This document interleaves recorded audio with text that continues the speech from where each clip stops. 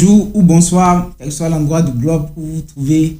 Bienvenue à votre émission Temps d'enseignement. Aujourd'hui, nous venons continuer ce que nous avions déjà commencé. Nous n'allons pas trop tourner, mais quand même, vous allez prendre une bonne minute. Voilà, c'est important de le dire parce que ça marche. Pour liker, pour partager et vous abonner. Voilà, donc je vous donne 5 secondes pour faire. 5, 4, 3, 2, 1. Ok, c'est parti. Vous n'avez pas pu faire. Voilà, pensez à le faire parce que ça soutient la communauté. Amen. Et donc nous revenons à notre étude. Pour planter le décor, nous étions en train de parler de ce qu'on appelle la sanctification. Et nous sommes partis de la sanctification du corps, nous sommes arrivés à la sanctification de l'âme. Donc sur cette question de la sanctification de l'âme là, ça fait, je crois, il y a trois émissions que nous avons commencé à parler de la sanctification de l'âme. Mais ce que vous devez savoir, quelqu'un dira que mais quand on parle de sanctification de l'âme, on fait le tour rapidement pour parler d'autres choses. Mais pourquoi depuis là, vous êtes sur magie, vous êtes sur dissolution, vous passez tout le temps. Mais qu'est-ce qui se passe au juste? Ce n'est pas parce que nous passons du temps, mais ce sont ces choses-là qui sont en train d'empêcher la vraie sanctification de l'Église. L'Église doit être sanctifiée. L'Église est obligée d'être sanctifiée pour qu'elle s'appelle Église. Mais si ces choses-là sont dans l'Église, il n'y aura aucune sanctification. La raison pour laquelle nous revenons en détail sur ces choses-là. En quoi est-ce que la magie, ou bien en quoi est-ce que l'idolâtrie, en quoi est-ce que la dissolution peuvent être un frein à l'évangile, peut être un frein à la vraie sanctification, peut être un frein à ce que Dieu veut pour l'Église. Parce que c'est ça, ce que Dieu veut, c'est la sanctification. Donc, en quoi est-ce que ces choses-là peuvent devenir un frein pour la volonté de Dieu? C'est pourquoi nous prenons le temps de, qu'on appelle ça, de travailler point par point sur ces choses-là qui ont été citées par l'apôtre. Déjà, ce n'est pas la première fois qu'il cite dans ses écrits. Ça montre combien de fois est-ce qu'il y tient. Ça montre vraiment combien de fois est-ce qu'il y tient. C'est pourquoi nous aussi, nous passons du temps pour que les frères qui commencent la vie de la sainteté, la vie de la sanctification est du rudiment, est l'essentiel pour pouvoir affronter la vie qui vient. Parce qu'elle est longue. Hein. Je vous dis, la vie est longue. La vie dans le Seigneur est longue. Il y a tellement de choses à apprendre. Donc déjà, si nous ne travaillons pas sur les bases, je ne pense pas qu'on va s'en sortir. Donc nous revenons à notre passage de base qui était tiré du livre des Galates, le chapitre 5. Et nous avions lu le verset 19. Je crois qu'aujourd'hui, on va lire le verset 20. Donc on prend le verset 20. Je vais lire le verset 20 seulement. Mais vous pouvez prendre à partir du verset 19 pour comprendre. Donc il dit, il y a l'idolâtrie, la magie, les inimitiés, les querelles, les jalousies, les animosités, les disputes, les divisions et les sectes. Alléluia. On va s'arrêter là. Donc, nous avions commencé avec l'idolâtrie. La dernière fois, et on a déjà fait le tour. Il y a le pasteur Fabrice aussi qui était venu sur l'idolâtrie. Déjà, on mettra la vidéo en description. Vous pouvez aussi voir l'enseignement qu'il a donné sur l'idolâtrie dans l'Église. Donc, ça vient pour clore le chapitre sur l'idolâtrie et nous arrivons à la magie. Quelle est l'influence de la magie dans l'Église? Quelle est l'influence de l'influence? On dit ça. Quelle est l'influence de la magie dans l'Église, dans le corps du Christ? Où est-ce qu'apparaît la magie? C'est ce que nous allons voir aujourd'hui. C'est pourquoi vous devez vous asseoir jusqu'à la fin pour comprendre d'où vient la magie, comment est-ce que la magie se manifeste dans l'Église. Si vous ne suivez pas, vous n'allez pas comprendre. Donc voilà, prenez vos stylos, tout ça, tout ce qu'il faut pour pouvoir noter. Alléluia. Pour pouvoir noter ce qu'il y a à noter. Donc la magie se manifeste comment dans l'Église? Nous sommes partis d'une église que Jésus a bâtie, d'une église que Jésus a implantée. Et il a laissé la direction des apôtres. Les apôtres ne travaillaient pas avec magie. Tout le monde a su que les apôtres travaillaient et avec le Saint-Esprit et avec la parole qui sortait de leur bouche. C'est de là que venait toute la puissance. Quand ils parlent, ils finissent par mettre un boisseau du nom de Jésus et c'est ce qui permettait de faire des miracles.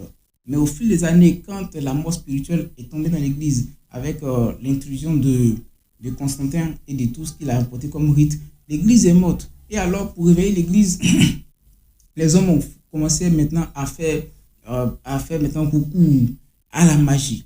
Maintenant, comment est-ce que ça s'est passé? C'est ce que nous allons voir maintenant. Comment est-ce que les hommes ont commencé à faire recours à la magie pour voir les choses? Parce qu'ils n'avaient plus la puissance. Ce qu'il faut pour avoir la puissance, c'est la sanctification. Mais plus qu'ils ne se sanctifiaient pas, alors ils n'avaient pas cette puissance-là. ils ont compris que ben, il faut qu'il y ait des miracles, parce que ce sont les miracles qui ont commencé. C'est la puissance qui a commencé avec cette affaire d'église-là. Donc, s'il n'y a plus ça, il n'y a plus d'église. Donc, comment faire maintenant pour ramener des gens, pour ramener plusieurs personnes à l'église? Alors, il faut recourir à la magie. C'est comme ça que la magie entre dans l'église. Mais pour ce qui concerne la magie des temps anciens, nous allons laisser ça un peu parce que nous aurons à étudier l'histoire même de l'église. Mais de nos jours, comment est-ce que la magie se manifeste dans l'église? Et c'est notre étude de ce matin. Donc, je me rapproche vraiment de la caméra ou bien de vous pour qu'on puisse bien communiquer. Amen. Pour qu'on puisse bien communiquer. Donc, on revient. Aujourd'hui, nous avons une panoplie de jeunes prophètes, une panoplie de voyants, de visionnaires. Tout ça est entré dans l'église. Aujourd'hui, on parle de la voyance dans l'église. On parle de toutes ces choses-là. Donc, c'est ce qui nous intéresse aujourd'hui. On voit qu'il y a tellement de choses dans l'église. Et aujourd'hui, on a des prophètes qui, pour pouvoir faire descendre, pour commencer à parler, il faut qu'on dise avance papa. Déjà, il y a des gens qui se retrouvent dans avance papa. Vous vous retrouvez déjà. Donc, ce n'est que le début. Donc, comment est-ce que tout ça a commencé? On a vu dans la Kabbale juive, un coup comme ça, les gens sont partis en Israël. On ne sait pas ce qui s'est passé. Et ils sont revenus avec plein de choses. Ils sont revenus avec des manteaux de prière, des pagnes de prière, des pommades de prière, des huiles de prière et tout ce qu'il faut pour la prière. Ce sont des choses qui n'étaient pas utiles. Voilà, ça n'avait jamais été utile pour le corps de Christ. Ils sont partis et ils ont ramené. Et du coup, maintenant pour prier, il faut qu'on ait notre manteau de prière qu'on appelle, je crois, le talit ou un truc comme ça. Il faut qu'on l'ait pour prier. Mais maintenant, quand on veut la délivrance, il y a une selle qu'on rapporte d'Israël. Ce sel, on en a besoin pour la délivrance. Tant qu'on n'a pas ce sel, le pasteur ne peut pas prier pour nous. Ou bien ce prophète-là ne peut pas prier pour nous. Tant qu'on n'a pas, l'hysope, le prophète ne peut pas prier pour notre purification. Et ce sont des choses qui coûtent super cher. D'autres me vont dire, voici huile de gloire, ou bien huile de, l'huile de l'élévation, ou bien l'huile de l'accomplissement.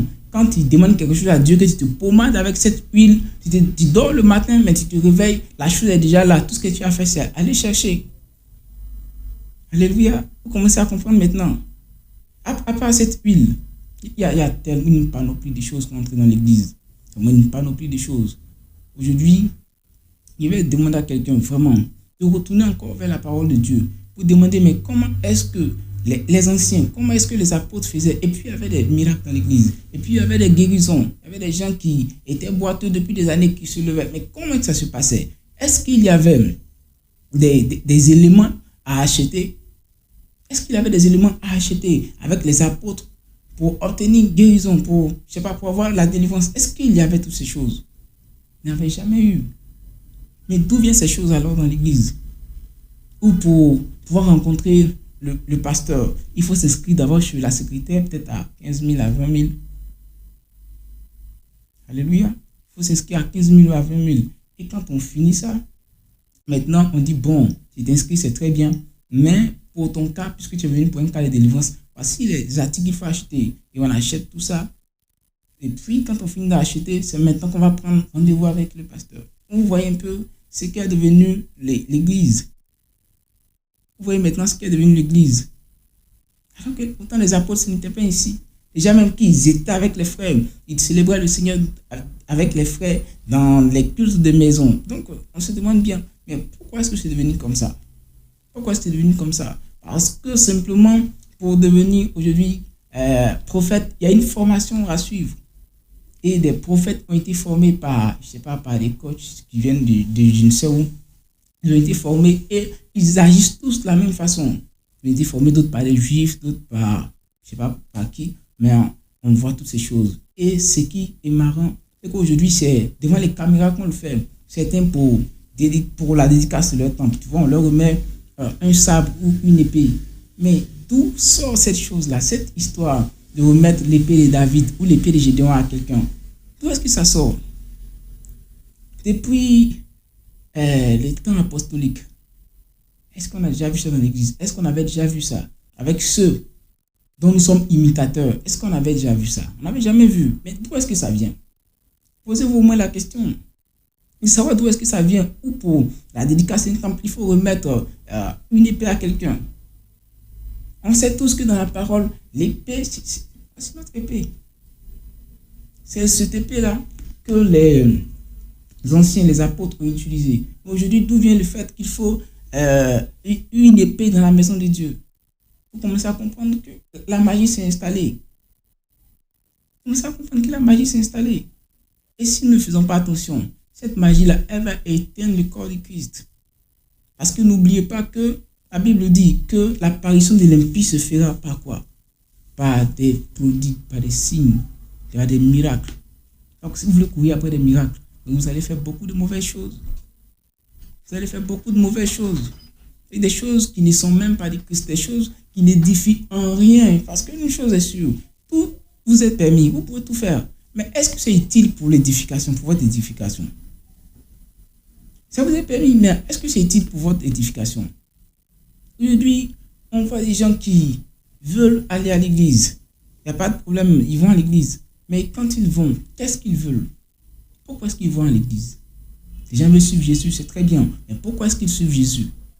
Très souvent, c'est parce qu'ils ont des problèmes. Quand ils viennent, Jésus est leur pompier. Donc, ils viennent pour obtenir réparation. Mais quand ils arrivent qu'ils n'ont pas, alors maintenant, ils sont obligés de passer par toutes sortes de voies et moyens pour pouvoir obtenir ce qu'ils veulent. Donc, du coup, on se rend compte que les gens viennent simplement à Jésus pour ce qu'ils veulent et non pour ce que Jésus veut. Les gens viennent à Jésus pour ce qu'ils veulent. Donc, quand ils viennent, quand ils ne trouvent pas, alors ils cherchent maintenant comment faire pour trouver. Mais moi, je suis désolé. Si vous venez pour ce que vous voulez, c'est pourquoi vous venez à Jésus, vous n'aurez rien de Jésus.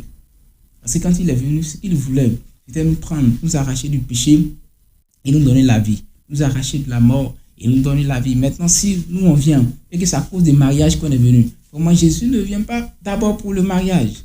Ah, désolé, Jésus ne vient pas d'abord pour le mariage. Jésus n'est pas, je sais pas, un site de rencontre. Mais Jésus n'est pas le gérant d'un site de rencontre. Non, Jésus n'est pas le gérant d'un site de rencontre. Et aussi, il faut que vous sachiez que Jésus n'est pas un GRH pour donner du travail. Jésus peut donner du travail et c'est trop petit pour lui, il est capable de le faire. Mais d'abord, quand on vient à lui, ce n'est pas pour venir lui imposer de nous donner du travail. Ce n'est pas pour ça qu'on vient. Alléluia. Ce n'est pas pour ça qu'on vient. Donc nous revenons dans notre sujet. Du coup, on parlait de la magie dans l'église. Donc quand on revient, on se rend compte qu'il y a tous ces articles-là qui au début n'avaient pas été enseignés par les apôtres qui sont entrés dans l'église. Alors ce sont des choses qui sont à dénoncer. Mais quand on finit avec la magie et qu'on attaque la suite, donc après la magie, on a les inimitiés qu'on appelle aussi, qu'on peut définir comme les rivalités. Est-ce qu'à l'église, on doit avoir des rivalités? Ou bien, est-ce que dans le corps de Christ, on doit avoir des rivalités? Il faut que vous vous souveniez que nous sommes appelés à vivre en paix. Tout ce que nous devons devoir à quelqu'un, c'est l'amour. Du coup, on se rend compte que la question de l'amour viendra pour résoudre beaucoup de choses dans tout ce qui sera cité. Regardez. D'abord, les inimitiés. La question de l'amour va venir gérer les querelles. La question de l'amour va venir gérer, si en tout cas on veut suivre la parole de Dieu, la question de l'amour va venir gérer les jalousies. La question de l'amour va venir gérer les animosités. La question de l'amour va venir gérer les disputes. Ça va venir gérer les divisions. Ça va venir gérer tout ça, c'est l'amour. Si seulement nous devons de l'amour à notre prochain, alors toutes ces questions sont gérées. Alors nous passons directement aux sectes. Alléluia. Nous arrivons à la question des sectes. Comment est-ce que les sectes apparaissent dans l'église? L'une des choses courantes quand on voit lorsqu'une secte veut se former dans le corps de Christ, on commence à entendre la phrase suivante. Chez nous, je ne sais pas souvent, peut-être que vous avez déjà dit ça même. Chez nous, dans notre église, voici comment est-ce qu'on fait. Chez nous, dans notre église, le pasteur dit on ne fait pas ça. Chez nous, dans notre église, en réalité, il n'y a pas de chez nous qui tiennent. Il n'y a pas de chez nous qui tiennent. Si une fois que nous commençons à dire chez nous, alors il faut qu'on se rende compte que nous sommes en train de transformer l'église de Jésus en une secte. Parce qu'on n'a rien apporté. Dans cette parole-là, on n'a rien apporté. Dans le règlement de l'Église, on n'a rien apporté. Donc, c'est pas possible qu'il y ait un genou. Il n'y a que sur Jésus. Alléluia. Il n'y a que sur Jésus qui tienne. Donc, si Jésus n'a pas dit quelque chose, on ne peut pas le dire. Vous dites non, c'est chez nous qu'on le fait. Non. Je ne pense pas que ça puisse marcher. Je ne pense même pas. Et moi-même, est-ce que ce que je pense compte? Ce que je pense ne compte pas. Mais la parole de Dieu ne veut pas qu'il y ait le chemin. Tout ce qu'il veut, c'est qu'il y ait une église de Jésus. Parce que si je suis chrétien à Abidjan et que je me retrouve demain à Lagos, il faut que ce soit une continuité dans l'église. Mais si je suis chrétien à Abidjan et que j'arrive à Lagos, et que je trouve un autre christianisme et qu'on dise non, ici à Lagos, chez nous ici, voilà, quand on se marie, il faut que, je sais pas, il faut que le pasteur qui donne, qu'on appelle ça la fille en mariage, des choses comme ça, est-ce que vous voyez? Mais à part ça, pour ce qui nous intéresse le plus, c'est le côté dépouillement. Il y a tellement de choses dans le dépouillement. Des gens diront que chez nous, les femmes ne se voilent pas. Chez nous, les femmes se voilent. Chez nous, les gens se tressent. Chez nous, on peut porter des cheveux. Chez nous, mais que dit la parole de Dieu? Que dit la parole de Dieu? Déjà, on avait eu à en parler dans les vidéos précédentes sur la question du dépouillement. Mais que dit la parole de Dieu si on ouvre une parenthèse sur cette histoire de chez nous, on se voile, chez nous, on ne se voile pas? Mais que dit la parole de Dieu? Vous pouvez prendre vos Bibles dans le livre d'Un Corinthiens 2, partie du verset 9, qu'on ne va pas lire, mais vous pouvez lire, vous allez comprendre. Que dit la parole de Dieu sur cette histoire de chez nous, on le fait, chez nous, on ne le fait pas? Vous pouvez lire 1 Corinthiens 11. Vous allez comprendre. Cette histoire de on se voile, on ne se voile pas, on peut garder les cheveux, on ne garde pas les cheveux, on se tresse, on ne se tresse pas, on peut mettre des parures, des bijoux, on ne met pas. Vous pouvez prendre aussi 1 Pierre 3, verset 3. Vous pouvez prendre Exode chapitre 30, lire les 3 premiers versets. Vous allez comprendre toutes ces choses-là. Ce sont des choses qui ont été expliquées clairement. Alors, il n'y a plus de chenous qui tiennent dans cette affaire. Amen. Il n'y a plus de chenous qui tiennent dans cette affaire.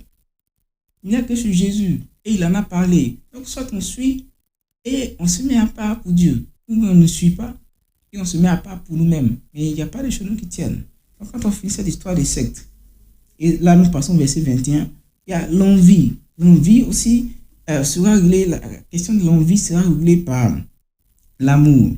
Mais quand on arrive à l'ivrognerie, en fait, l'ivrognerie, vraiment, l'amour ne viendra pas régler. Alors, quelqu'un dira, mais est-ce qu'un chrétien peut boire? D'autres diront, non, mais un chrétien peut boire, mais peu. Alléluia. Il y a toutes ces choses-là qui arrivent. Certains diront que non, un chrétien peut boire, mais peu.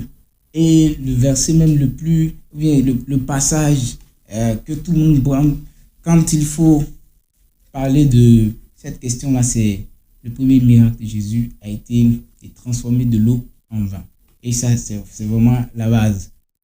Tout le monde sait que l'alcool, c'est un peu comme les jeux d'argent. Ce sont des choses, quand tu commences à apprendre, ça finit tôt ou tard par t'asservir, ça finit tôt ou tard par te dominer, par te rendre accro. Donc, en quoi est-ce que l'alcool va venir et puis tu vas être édifié? On va laisser faire de la science, non, ça va te détruire, c'est dangereux pour le corps. Mais en quoi est-ce que l'alcool peut t'édifier? Si l'alcool ne t'édifie pas, tu dois comprendre que ce sont des choses pour lesquelles tu ne dois même pas polémiquer. Tu dois t'en séparer. Parce que tout ce qu'il nous faut dans ces derniers temps qui nous reste là, il ne sait même pas s'il nous reste encore 100 ans avant que Jésus ne revienne. Mais les derniers jours qui nous restent là, il faut que nous marchions dans ce qui peut nous édifier. Il faut que nous apprenions à faire ce qui peut nous édifier. Sinon, nous serons en train de perdre notre temps. Nous serons en train de perdre notre temps. Nous n'allons pas rester là en train de tourner depuis Ésaïe pour essayer de démontrer en quoi est-ce que l'alcool n'est pas utile pour les chrétiens. Mais déjà, il faut que vous compreniez. Ou bien il faut que vous arriviez à vous poser la question. Mais qu'est-ce que l'alcool m'apporte en tant que chrétien pour mon édification? Si vous arrivez à répondre, vous saurez s'il faut boire ou pas. N'allons pas polémiquer en tout cas sur cette question d'ivrognerie. Alléluia.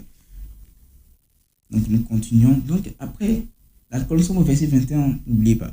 Pour l'alcool, il y a les excès de table et toutes les choses semblables. Donc quand on arrive à la question des excès de table, ça encore, moi je ne vais pas parler beaucoup là-dessus. Déjà pour nous, si tu manges que tu es rassasié, tu sais. Mais à part si on veut maintenant aller un peu plus loin, si on veut aller un peu plus loin, les excès de table. Pour d'autres même, ça commence à me faire rire. Parce que là, il commence un jeune matin. Parce que lui, il mange normalement. Mais c'est le jour qu'il jeûne, c'est là qu'il fait excellent état. Parce qu'il garde la nourriture de toute la journée et c'est le soir qu'il mange. Est-ce que vous voyez un peu? Et ça, c'est pas à ça que Dieu nous appelle. Dieu aurait voulu que nous soyons sobres en toutes choses, même dans la nourriture, que nous soyons sobres. Amen. Que nous soyons sobres. Déjà que nous sommes à la fin du verset, nous allons conclure pour aujourd'hui. Mais je vous donne rendez-vous la semaine prochaine pour que nous puissions continuer encore dans cette série d'enseignements sur la sanctification de l'âme. Que Dieu vous bénisse et à bientôt.